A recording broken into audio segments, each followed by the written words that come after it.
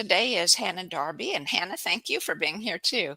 And I appreciate all you are watching also. And I'm going to read Hannah's bio here so you can learn a little bit more about her. She's an award-winning holistic healer, a Reiki master, certified coach, and a grief educator. She is founder of the H.E.A.L method that removes the blocks to success, love, money, and happiness that's caused by grief.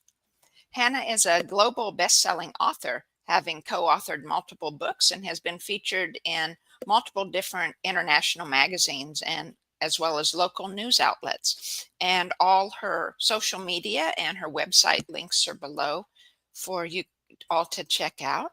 And Hannah, again, thank you for joining me. And I would love to hear your story, how you came to do the work you do, and then we can go from there on just having a fun discussion about, well, grief doesn't sound fun to talk about, but healing from grief of all kinds is very good to talk about. Yeah, I just want to say a massive thank you for having me here today, and to all your listeners. It's really lovely to be here.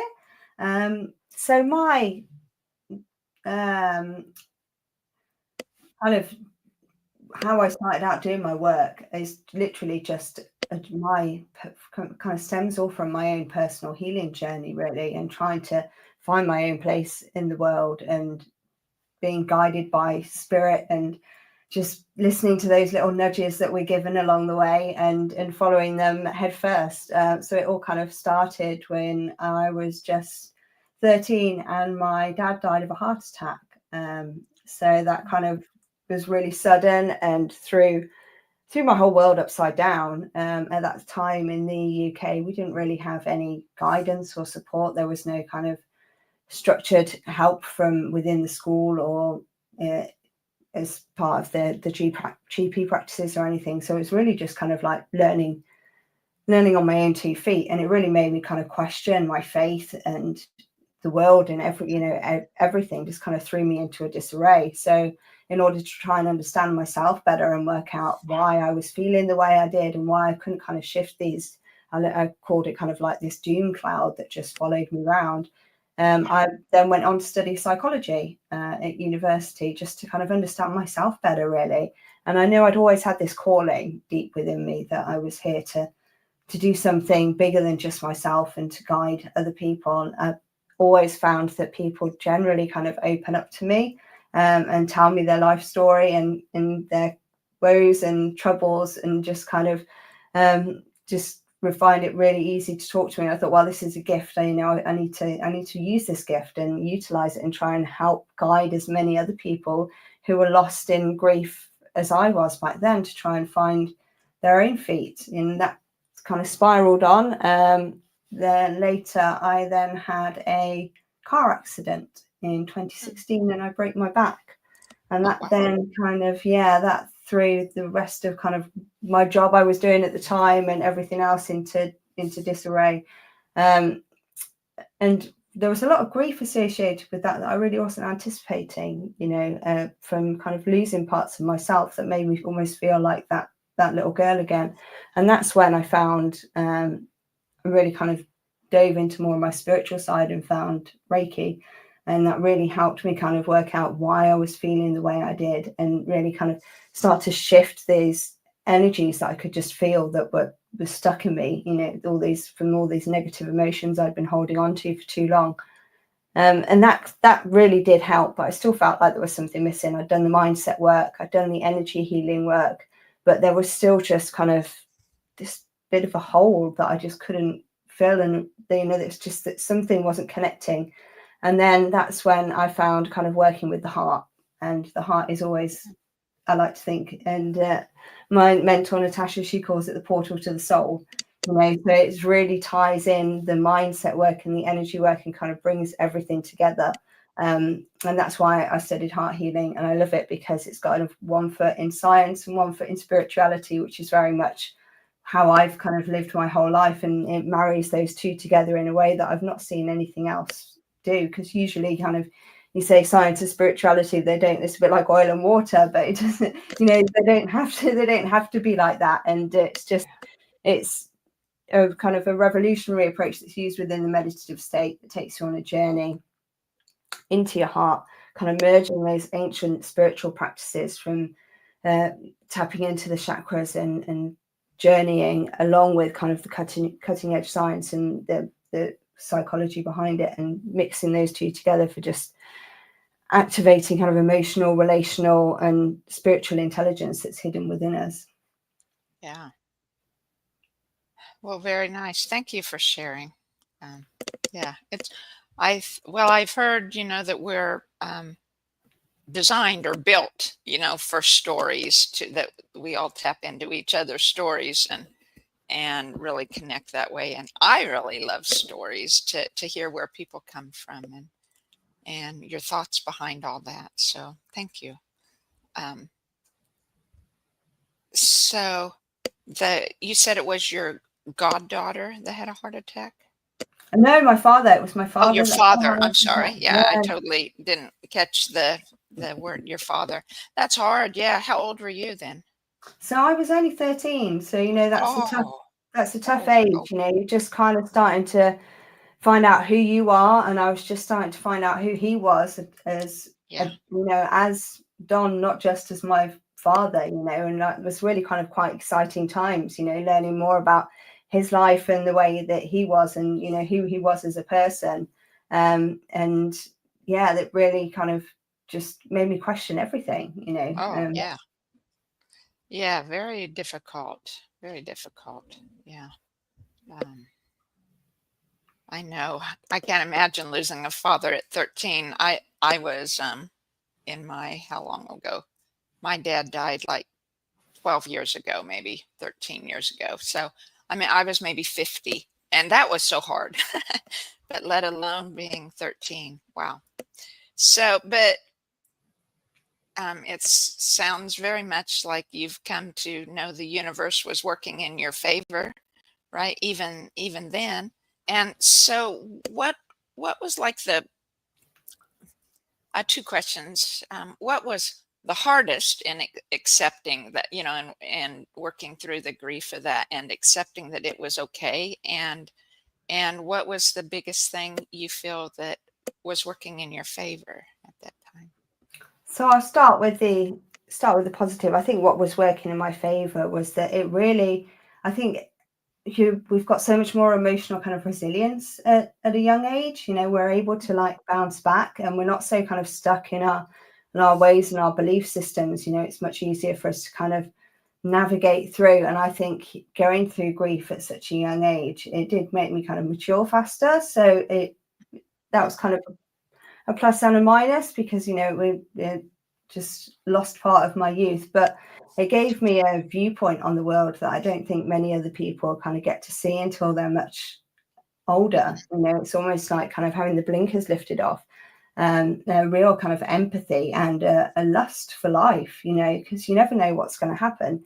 Right. We're only kind of things that we know is that we're born, and then at some point, we're going to die, and there's all this space in between, but we've got no idea how long that space in between is going to be. Right. So life is just all about experiences, and it gave me that kind of that lust to just really truly experience life, and just kind of dig my heels in and get into everything and learn as much as I could about everything that there is, that I could possibly kind of get my hands on in that short amount of time. So I think that was kind of the positive, and I'd say the negative is just having to grow up really quickly. I think it does kind of rob you of that kind of youthful innocence in a way, and it really kind of dove me into a much more kind of pessimistic viewpoint that took a very number of years to kind of then shift out of that.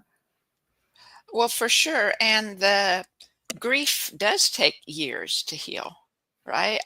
I don't think even if someone is real balanced or in harmony within themselves, and even when death might be expected, say if it's an elderly grandparent or an elderly parent, um, I think the grief takes time, a lot of time. Yeah, it does. And I think, grief never leaves you. You don't really kind of like get over it at all. And I think that's a really kind of harmful saying that we say to people in a way. It's more that we learn to integrate it and learn to live with it, and really kind of see the joy and the beauty buried beneath it. Because in order for us to grieve, we must have loved or cared for something in the first place. And I think the kind of depth of that is a reflection of how much passion and how much we loved and cared for whatever it was that we lost, whether that be a person or a job or a home or a part of yourself. I think it's finding the meaning behind the grief is really important. Right. Yeah. Yeah, for sure. So, I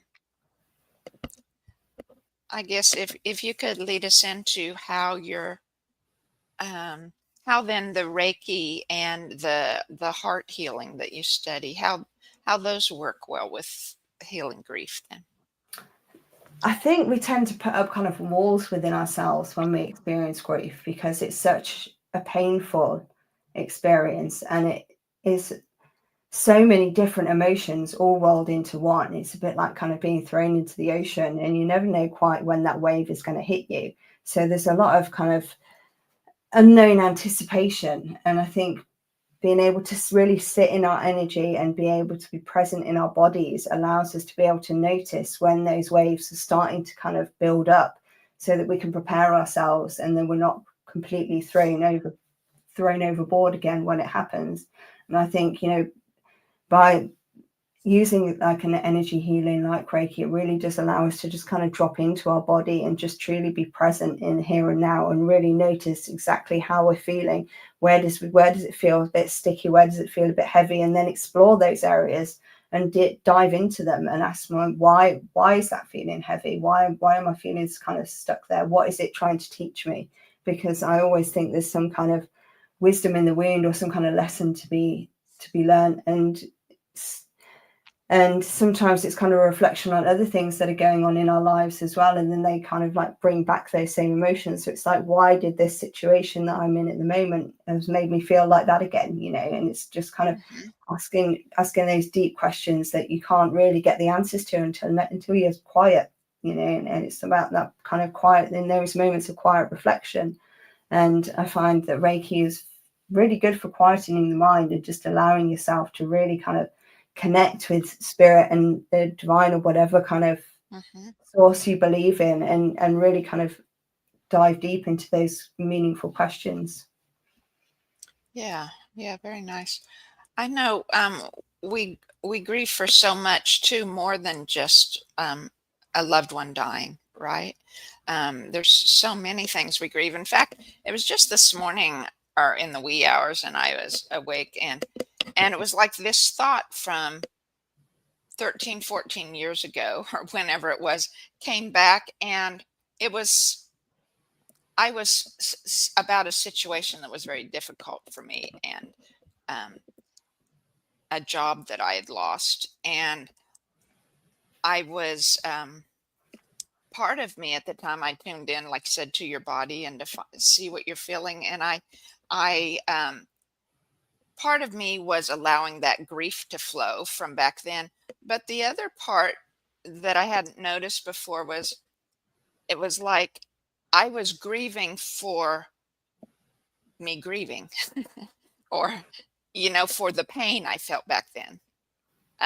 Looking back and feeling sadness, I guess, for the difficulty or the pain that I went through and how I was handling it. So uh, not near so good as I hopefully would handle something like that now, because of my healing journey and how I've grown, and compared to all the old stories I had going then, and they couldn't go anywhere. It just built the old stories harder, or I just buried them as much as I could so that I could function and stuff. And so it's just surprising to me um, how that grief from whatever situation can slip back in when you're grounded, when your mind is open, and at the right time when it's ready to heal. Right? Yeah, I mean, I don't think we're ever shown anything until we're kind of like ready. It's almost like, I think our mind and spirit protects us, and then it'll open that box when we've got to a point in our healing journey when we're ready to kind of confront it again. But it's like there's no timeline to grief, and it's kind of like in the same way that like there's time is kind of a construct that we've made ourselves, and it's like Yes, with Reiki we can send healing back to that time. So we're kind of like we're living in the now, but we're also living in the past and in the future all at the same time. So it's absolutely. yeah. Yeah, I find that I do biofield tuning, and I find that um, all the time in my work how interconnected all the generations of life are, and you can't separate them. Yeah, And I mean, and and I do a lot of kind of ancestral and past life work as well, and I think there's grief that we're carrying in our DNA that isn't even ours. It's remembered from our ancestors, and whenever we go through something painful, it's almost like it resurrects this memory of the grief that we're carrying from our past as well.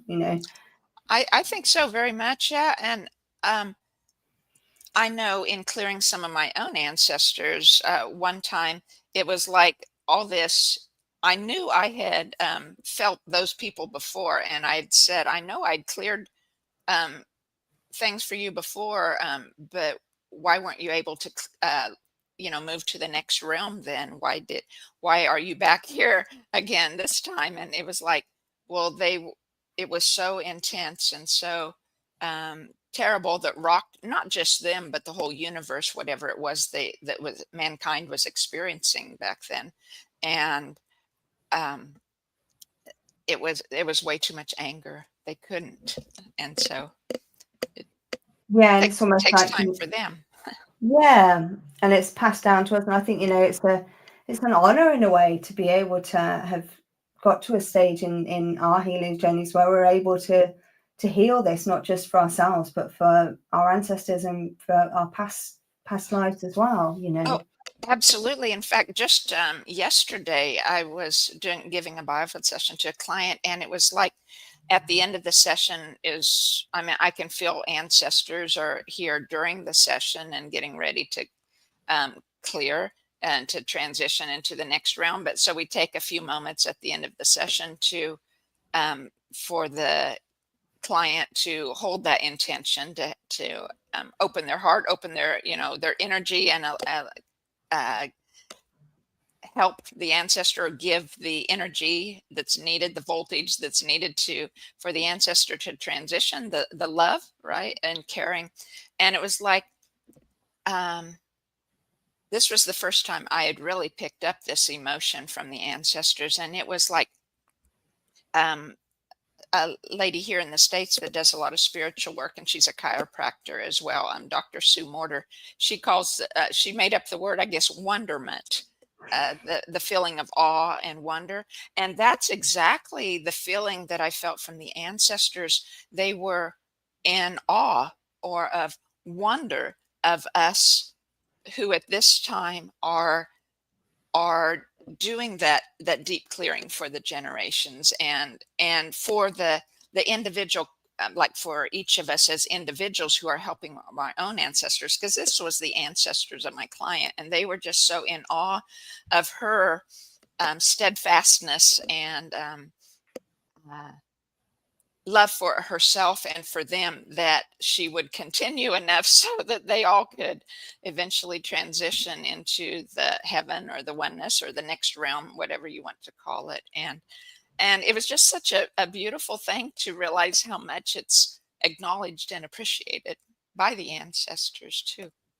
Yeah, I mean that's just a beautiful story, and it's a wonderful thing to be a part of, and it's like healing on the collective, isn't it? Because I think to a Yes. certain extent we're all interconnected, and we all kind of go back and got common ancestors, or of our um, souls have met in past lives and things before. So being able to kind of not heal just for ourselves, but just heal like on a collective. And I do feel that there's kind of a much more of an awakening within the world right now, and so many more people that are kind of opening their eyes to the spiritual realms, and doing that healing that is, because healing isn't pretty. It's not, it's not nice. It's raw and it's unedited, and it's painful, and you never know quite where it's going to take you. But when you get kind of through that, the rewards on the other side are just beautiful.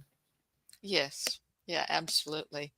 I guess just overall in the grieving process or in the healing process, it's one of the things that I find most difficult is that it keeps going. It's like it's more and more and more and more, and it's like there's no end to all my old stories, or there's no end to what comes up to clear. And just when I think I've reached a place where um, it's more even keeled, I guess, and so I'm able to handle things more. Then this big, huge shift comes in another session, and it's like all this junk comes up, and it's like, how why was I carrying all that, or Yeah. where does that all hide? I kind of think of it, it's like an onion, and like there's always another layer, isn't there? You just kind of peel it back Yes. and peel it back. But then in a way, it's almost like I love the kind of the surprise in it, because you never know quite what you're going to get next. It's like what is there buried deep within my soul or the collective that I'm gonna have the honor to witness next. Yes. Yes. Yeah, absolutely. um that's a beautiful way to say it, to keep that in mind as we do our clearing. Yeah. Yeah, Yeah, that's beautiful. kind of like why I've just studied in quantum heart healing, which is really exciting, because that's within the session we will go to a wound and not only clear the ancestral root of it, but also your past life and your current life. So it's kind of marrying all of those three together within one healing session, which is just is really beautiful. And kind of the power of that healing is really intense, because you're not just healing that core issue on one level, you're healing it on kind of all three levels, and how that kind of might be presenting as like a repeating pattern within your soul contracts and things like that is really exciting. Interesting. I don't know. I didn't ask you about this before or anything, but would you be willing to do like a mini experience for us to experience something like that, or I could do another time. I haven't got everything set up at the moment, but I okay. think, yeah, definitely. Okay, well, that would be awesome. We'll look forward to that. So I saw on your website that you do something called, I'm reading my paper here, um, Kintsugi, a Kintsugi program? Yeah, so And, this is and like, what's that? it's kind of like kintsugi for the soul. So it's the kintsugi is the Japanese art of repairing broken items, usually pottery with gold. And it's Oh, like when we go through grief or something, some kind of really intense loss, it's almost like we feel like our soul has been fractured. But it's rebuilding yourself up with gold and realizing that there is that kind of wisdom in the wound, and that these differences make you a stronger, more empathic human, and give you a viewpoint on the world that other people don't necessarily have. And it's about finding the joy and finding the happiness kind of buried within all of that. And I do that through my H.E.A.L method. So okay. we together will kind of heal the relational wounds behind that loss. And then E is allowing you to express pain and anger, because I think anger is a really misjudged emotion. Feelings are just feelings. They're neither good nor bad, but there's so much kind of negative weight placed on anger. But it's Yeah. if you're trying to hold on to that energy, it's going to do you no good at all. It needs to be expressed, and it's allowing my clients to know that it's safe to express that, and that's a valid feeling for them. And then A is being able to accept your new reality, because grief throws us Mm. into a world that we were never expecting to be in, and it's about kind of being able to accept that that's the card that we've been handed, unfortunately, and being able to kind of make the most with what we've got. And then the L, it stands for learning to live and love again, because I think Mm. there's you can be grieving and you can be happy at the same time. And just because you're experiencing happiness and joy and living your life to the full doesn't mean that you haven't forgotten whatever it was that you lost, or you don't care about it. In a way, it just means kind of you're honoring it more, because, you know, I know that, say, for example, my dad, when he passed, he would have wanted me to have lived my life to the fullest, because he's not been able to live his anymore. So, you know, I almost want to kind of live not just for me, but for him as well, you know. Yeah. Yeah. Lovely. Yeah. Um, I think it's, yeah, it's about kind of giving them power back, you know, and just really allowing yourself to feel those feelings, because grief kind of throws up so many different feelings, you know. And numb, for example, is a feeling. It's just the absence of feeling anything, and knowing that feelings aren't good or bad, they're just feelings. And the problems occur when we try to hold on to those feelings. You know, we need to let them flow through us and let the energy just kind of carry on moving, in order to heal, and just not be disappointed or upset by whatever feelings that we do feel and get thrown up, and just really allow ourselves to be in that moment.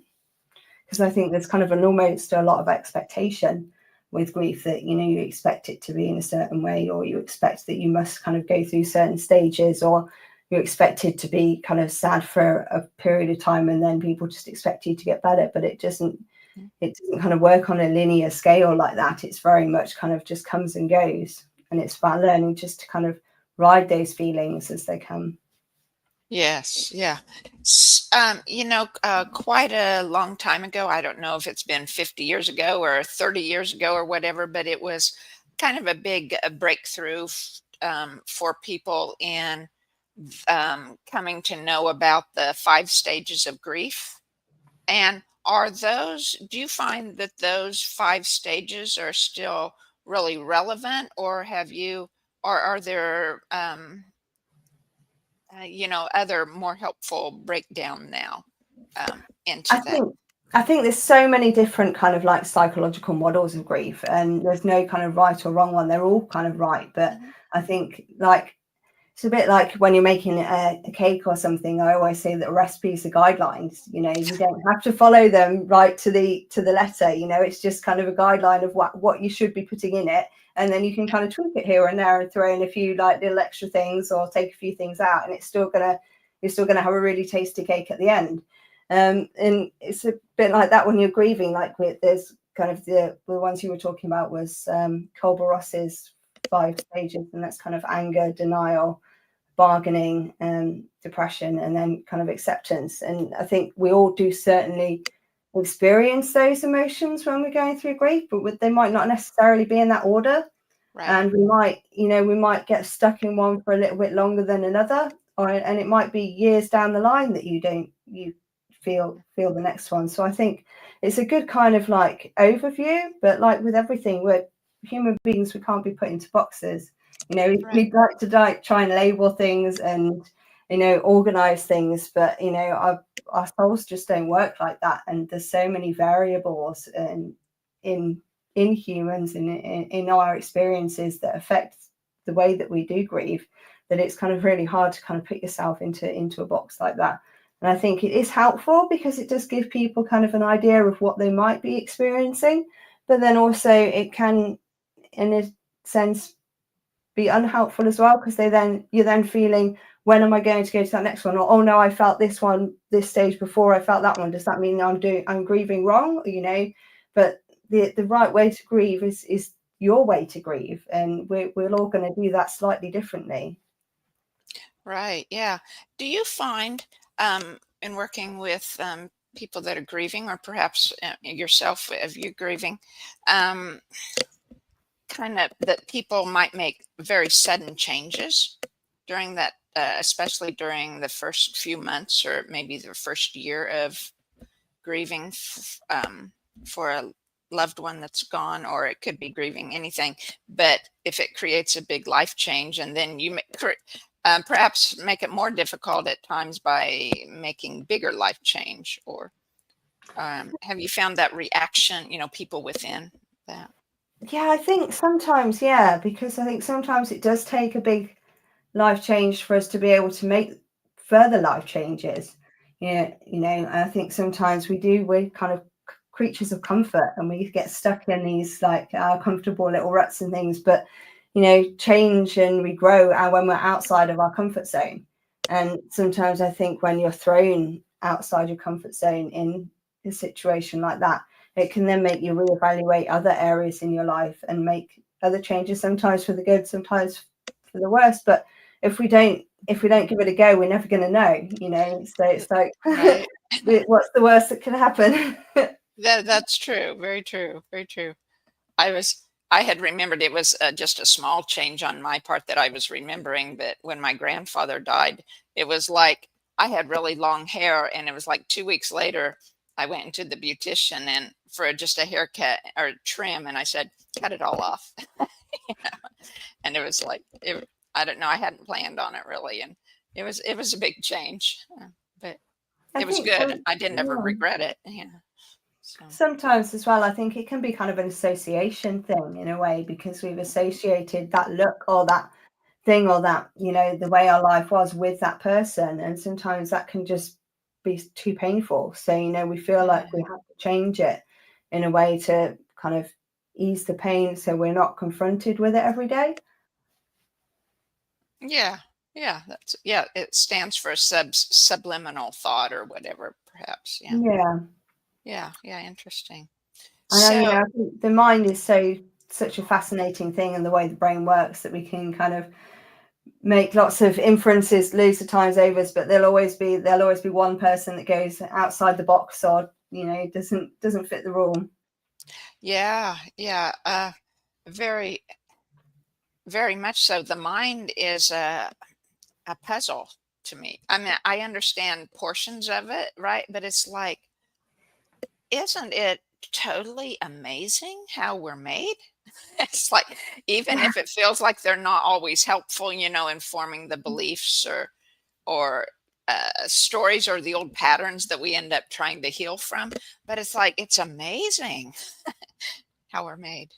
Yeah, I'm fascinated by it every day, and I think it's just incredible how it works, and how just all these neurons firing, and how our kind of that nature versus nurture, and how all of these like little things that we've been through have turned us into the people that we are today. And I would think that some of the things I've been through, I would rather have not gone through them, but then I Right. wouldn't be the person I am here sat talking to you today if I hadn't.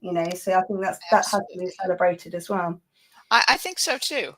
And that thought pulls me through a lot, or has in the past, and in the grieving or regrets, especially, which I assume regrets might be a form of grieving. I don't know.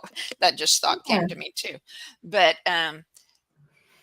in getting over the regrets or getting over the grief and realizing I wouldn't be here, I wouldn't be me now. Yeah. Yeah, and If I think it wasn't. there's a lot of power to be found in that, I think, and a lot of kind of consoling as well, and like Mhm. just showing you how kind of resilient and incredible that you can be, and that you've got through all of this. And I'm sure if I've been through all of this and managed to get to where I am today, then whatever you throw at me in the future, I'm going to be able to just climb over that mountain, no problem. Yeah. Yeah. So another thing I noticed on your website that I found really interesting was Indian massage. Yeah, so I think there's the mind and the heart and the body are all just so interconnected, and I think you can't just work on one without working on the other. In the body, we hold so much tension and trauma in our bodies, it's like it remembers. And you can do the mindset work, you can do the heart work, but if your body and your muscles are still remembering that, they're still kind of holding on to that trauma.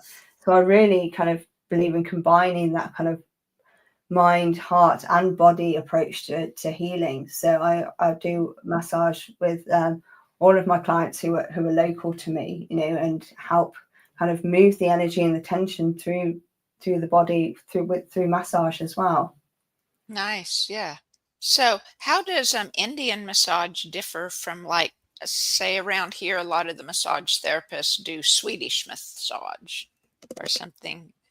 I Do, think it's or it's more just based on the technique, really. I think, and it's the Indian head massage comes from the ancient kind of Advuric healing, and it works on the meridian lines in the Okay. body. So it's also very tied into that kind of like the the like our energy field as well. And by Yeah. Yeah. massaging these certain meridian lines around the body, you can kind of almost get the energy moving and flowing in the very similar way that you can do with Reiki as well. But it's much more of a kind of a physical response, and you've also it's just also soothing, and it helps you to relax. And I think then when you relax, you allow your brain to go that little bit further, and you'll kind of explore things a little bit more and slowly start to break down those walls, and then be able to open up a little bit more and kind of go to those painful places. Because in order to heal, we've got to accept whatever it was that hurt us in the first place, you know. And our natural reaction is to just kind of shut that in a box and not Hmm. want to go near it. Right. But yeah, in order to get over it and get through it, we've got to kind of open that box up and explain it, you know, ask the questions and work out why, you know, why are we still holding on to that pain, or why is that been stored in my body? What are my shoulders and my muscles, you know, trying to tell us? Because, you know, there's so much tension stored in our neck and our shoulders and our back area as well. Yes. Yeah, I've noticed a lot. I just take like two tennis balls sometimes and roll them down either side of my spine, starting at my C1 down to my tailbone or something. And it's amazing all the emotion that can release with that. And some deep clearing at point times when I needed it came from there. That deep sadness came out. Yeah, you know, and it's that kind of ties into that kind of that somatic release, you know. It's that Yes. your body's got this tension, and it just needs to get it out. For me, it's I laugh a lot. So that's all, you know. And yawning can be another one as well. That's another somatic Hmm. release. So any kind of like release like that, you know, sometimes I have clients that will cry as well, and anything like that. It's just the body clearing that energy, but just in a physical way instead of a kind of a metaphysical way, or in a word way that we would with the mind. Yeah. Yeah. Yeah, I can see it's very helpful for sure. Um, Even I do that with chiropractic. I mean, it's another, the chiropractor doesn't see it as energy work. I don't think he Yeah. just looks at it as the body, but it's like I tell him almost all the time, you're doing energy work just like I am. Yeah, But and I think that's the wonderful thing about kind of energy, is that everything is energy, and we all everything vibrates. We're all made up of atoms, and you know, it's all vibrating at its own frequency, and it's just really kind of tapping into that frequency. And I think certain atoms and things, they can get like, it's almost like they get frozen in time, so they're just kind of holding on to that trauma, and we need to kind of work through them. And sometimes that works with the Reiki. Other times it works better with the massage, or sometimes it works better with the kind of the mindset coaching, or going through the heart. But you know, the body always knows what it needs to do, you know. so it sounds like with your program, because I'm assuming because you talked about how you do Reiki and how you do the massage as well as the guidance work and probably hypnosis or something Yeah. as you're working through, and then um, so I lost my train of thought. It was so your program must be several weeks long then in order to use all these different wonderful assets that can work together. Yeah, normally it's I like to do a 13-week program, but then everybody's different. You know, I will say it's 13 weeks, but if you need to take longer within the program, you know, then I will give you that time, because healing can't be rushed, you know. And it's sometimes people are much more open to going to those areas, and we're able to clear those things much quicker. Other times, you know, it's just a little bit more gentle, and you just need to Hmm. take that little bit of time.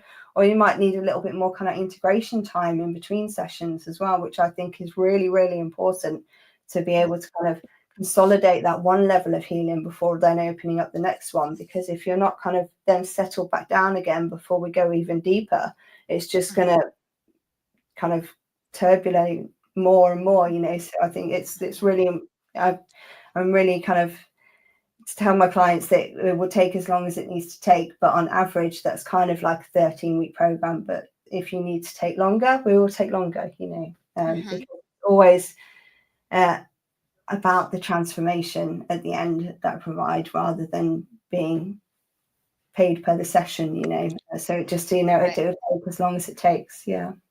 Oh, beautiful. Yeah, very nice. So, you also mentioned a healing circle. So, do you then, is your heal method, then you'd work with people individually, but also as the group of who's going through it too? Yeah, yeah. So I also do kind of group work as well, and I really feel that that's can be really important. You know, some Mhm. people do find that they're able to open up much better when they're in a group, or just knowing that there's somebody else there who's been through something similar can kind of Yeah. give you that strength that you need to carry on, especially if you're feeling a little bit stuck in your healing process. You know, just having those shared kind of collective experiences can be really healing. And I found that has been Mhm. a massive part in my own healing journey, you know, because I think one of the biggest things is that we just don't want to feel alone. Yeah. And when we're in those really dark places that we don't like to visit, and then we don't tend to tell people about, nobody knows that we're there. So how can they tell us that they've been there if we are not opening up to them as well? But sometimes it kind of takes somebody else opening up to then be able to allow you to open up as well. Right. Oh, definitely. Yeah. Yeah. We're complicated people. Yeah. Um, so, and so then how does your spiritual work go in, as part of it, of course, right? You do your Reiki and the massage and the hypnosis, and then do you have separate sessions for the spiritual part of it, or that's just all part of the basis of the guidance going through? It's all kind of part of the kind of part of the progress. Some people are more Mhm. spiritual than others, and some people are open to a little bit more work than others. So I'm kind of guided by the client as well, and as their own personal preferences as well. But I am kind of guided by God in everything that I do. So, you know, Yes. I rely heavily on my intuition when I'm working with clients, and that's never failed me yet. So I think, you know, there's so much kind of power in listening to those guts, you know, the gut nudges and things. And I think in modern life we're taught to ignore those and quieten them down. And I think the older we get, the less in tune we are with our intuition and our kind of spiritual side, and being kind of guided by something bigger than ourselves. And we're always doing things or got something on, and, you know, busy, busy, busy. And I think it's only in those kind of quiet moments of reflection that's when we really kind of can hear spirit and be guided by them. And we, you know, we have to allow ourselves to slow down and kind of drop into those spaces to be able to have those hints. And sometimes they're pushing us in a direction that we might not want to go, but, or, you Right. know, we can't kind of see that. You're thinking, why are you taking me here? You know, but we've just got to trust them, and like so kind of having that faith in my abilities, and faith in whatever, in the divine showing me whatever my client needs to go, that, you know, I'm seeing this now for a reason, so there has to be a reason behind it, and just kind of trusting that process is a big Yes. part of it. Yeah. Yeah, definitely. Well, good. Good deal. Would you want to tell us more about your books, that you've written or co-authored? Yeah, so I've co-authored 5 books. 4 are out at the moment. So my first one was called She Defies. I think I've got copies of them here. They're all available on Amazon. That's this one here. This one is kind of like a little background into my healing journey and how I overcome bullying in school, and how that kind of, I defied the odds of, you know, of them, and just showed them that I wasn't, you know, I wasn't going to be broken. And that kind of ties in very much to She Wings as well. Nice Girls Finish First, which is all about how you can, the strength in kindness, and that, you know, kindness conquers all, and that no matter what I've been shown in my life, I've just faced it with courage and kindness, and that's got me through in the end. The other one was called Her Path to Entrepreneurship, which is a little bit more businessy.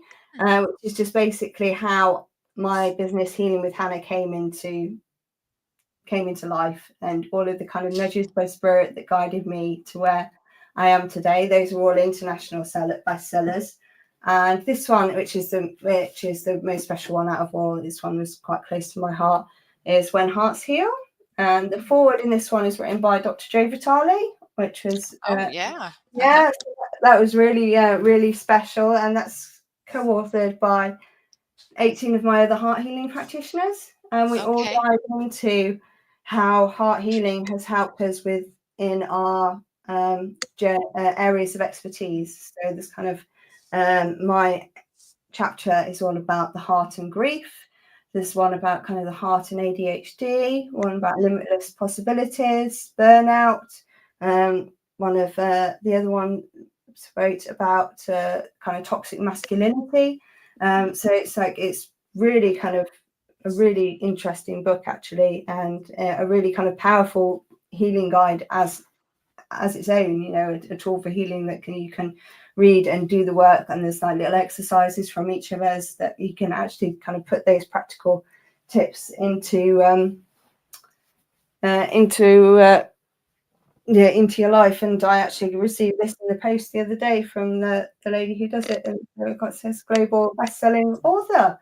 Oh, So nice. yeah, really pleased about that. So that's gonna go pride of place on my shelf. Oh, yeah. Beautiful. Yeah. Very cool. And I was wondering if you could, I can't read my word here, but oh, I'm sorry. Your, I did lose my train of thought. I'm sorry. It was part of my mind is just keeping going back on what you've said, and it just feels so nourishing and healing in listening to how you put things together and how you work. It's I can tell it's a good, very helpful program. Thank And you. oh, you're welcome. But um, so is there other trauma release you do beside the grieving? Like say sexual trauma?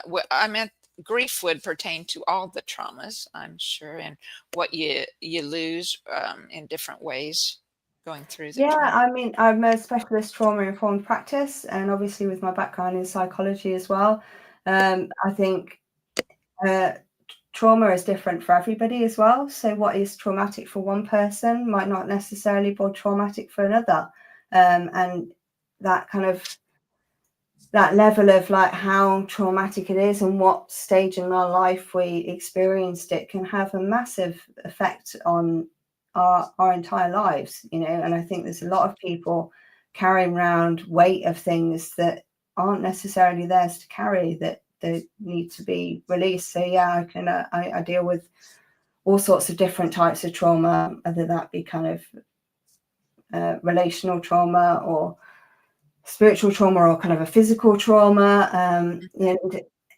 I think all trauma in a way kind of can lead us into grief, whether they're Yes. grieving for that situation or a part of ourselves that has been lost, or kind of grieving for our innocence. Hmm. um, I think these things are all really kind of intertwined in a way. Yes. Oh, I totally agree. Yeah, it's just like body, mind, and spirit. You can't separate them all. Yeah. Yeah, for sure.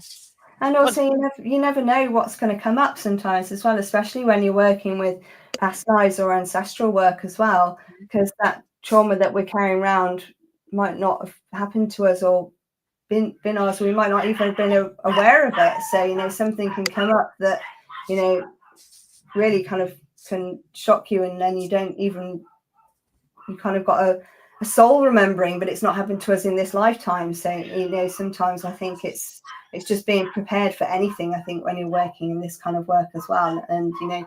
just knowing that the heart and spirit won't show us anything or take us to a place that we're not ready or strong enough in that moment in time to heal.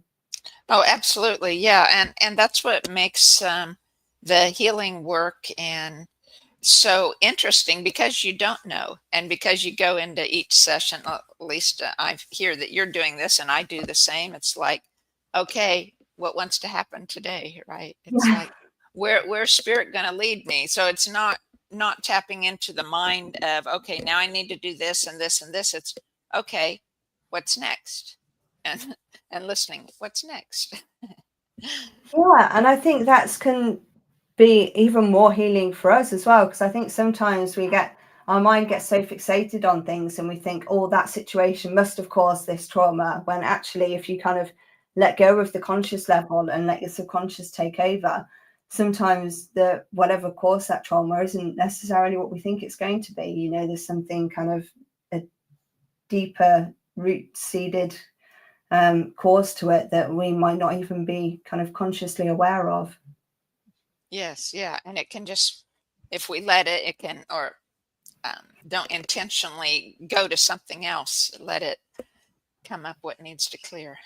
Yeah. Yeah, and I think that's what the beauty of heart healing, like working with the heart, is that we're not forced. I don't force my clients into that situation, or they're wherever they're divulging to me and wherever they're going is being completely guided by them.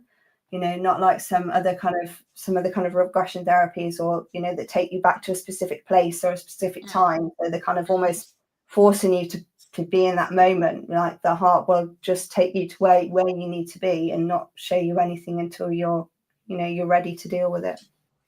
Yeah, yeah. I hadn't looked at it that way. Yeah, that's really nice. Huh. Because you think of even the different forms of hypnotherapy. I've done a number of hypnotherapy sessions and stuff, and I really love them. I really and have benefited from hypnotherapy. But again, so often, even if it's my own mind wanting to know, in this certain trauma of my life, what did it feel like? What did I experience there? Right? What was I feeling? So that it helped me um, know, like, what reactions I'm having now, or the different reactions in my life that were come from that, and how to heal. But but to go from the heart, can you do the hypnosis then from the heart perspective instead of from the mind? You're kind of saying that's how you do. Yeah, so that is how I do it. It is a kind of a form of hypnotherapy, but instead of being based in the mind, it goes from the heart, and that being the portal to showing whatever it is that we're going to deal with. And by working mainly with kind of the relationship behind whatever it was, we're not going experiencing that traumatic event itself. It's kind of the relationship behind it. Uh-huh. And I Yeah. think with just going through the heart, I just adds in that little bit of extra kind of spiritual protection. Hmm. Uh, um, to my clients, and that my clients aren't going to go anywhere that they're not ready to go. And consciously they might not feel ready to go Hmm. there, but their heart and their spirit and their subconscious is like, no, I'm ready to ready to deal with this now. Yeah. Yeah. Oh, very nice. Well, Hannah, is there something else that we haven't talked about or covered that you would like to leave with our audience, and a message or something else part of your work or your life that you'd want to share? Um, wow. I suppose just that if you are going through any form of grief or trauma yourself, just give yourself time, yeah, and remind yourself that there is no timeline to it. Don't compare your journey to anybody else's.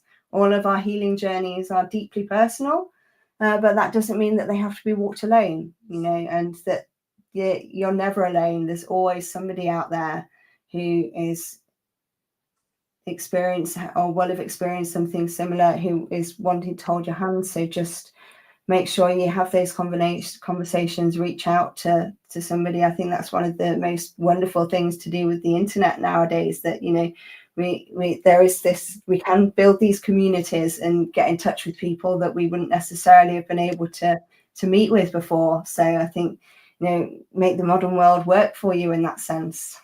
Absolutely. Yeah. Beautiful.